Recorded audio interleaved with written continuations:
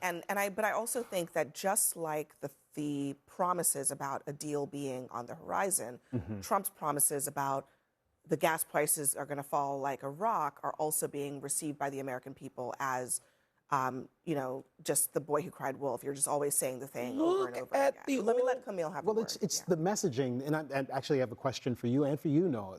It's the messaging that is most disconcerting to me. Certainly, that response to the inflation question is disconcerting. But it's kind of a piece with the way the negotiations have been conducted. We've seen reporting in recent days about just how schizophrenic the administration has been. You've got the negotiators who are saying one thing to their counterparts in Iran, and then they get back to the president, and the president changes the terms on them in the last moment. To the extent you're conducting business like that, no one knows what to trust. Certainly the American people don't know what to trust when they hear from you and you say, this will be over in a matter of weeks. In fact, it's already over. We're not even at war anymore. We've already got a peace deal. Right. It's in place. And it's still not that the price but what of is the oil president saying? is dramatically lower than what we see today. And I don't know that that's it's not the lower standard. than it was before he decided to launch the war. Normally it's inverse. I think it's worth talking about what the Democratic leadership has done both before he won the nomination and after.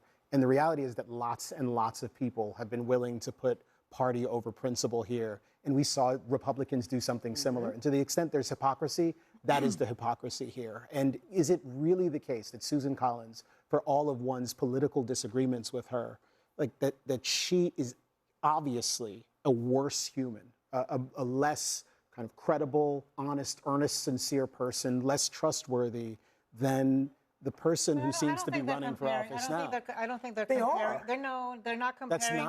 No, I don't think it's a comparison. Okay, so what is it?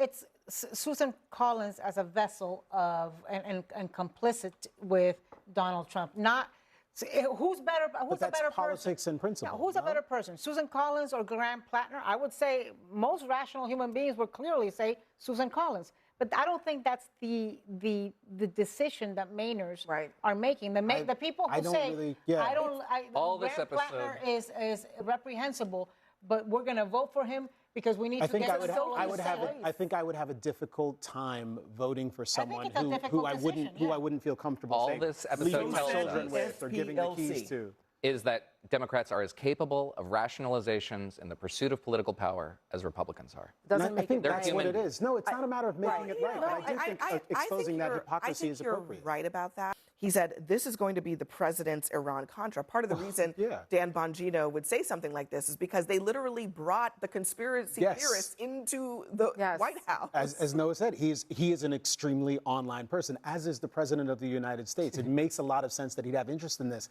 But all of this gives me very much so like Russiagate vibes. The reality is that the president wasn't a Russian asset. He was never the Manchurian president.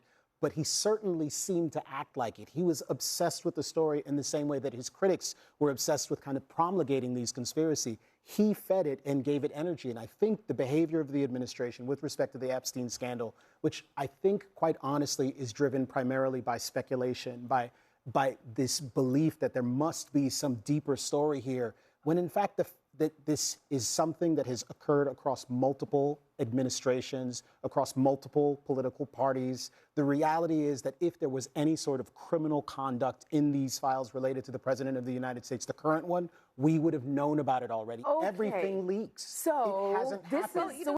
But I wholeheartedly agree with the point about the imperial presidency. I think this administration, however, has done something to kind of supercharge that transformation of our government. And honestly, there are so many critical things that I could say about the president. Again, on the merits, I think the personal corruption, enriching his family through government, pretty bad. I think the lying and the dishonesty, all pretty bad. The gaudy structure behind the White House now, pretty bad. But the worst thing, his most enduring legacy, is going to be that continuation of this process of making the imperial presidency even more robust, of accruing more and more power into the executive branch, which will almost certainly be abused by the very people a legal perspective, ostensibly are against. Barack Obama and Joe Biden set records for the number of unanimous losses before the United States Supreme Court. And the current president is not setting a record of that kind. Instead, he's setting a record for the most successes. Well, he might set himself. I think that one of our best things is our national parks, and particularly they should get to Mount Tam in California, and they should go look at the Pacific coast from the summit of Mount Tam. It is one of the best things you'll do in your life.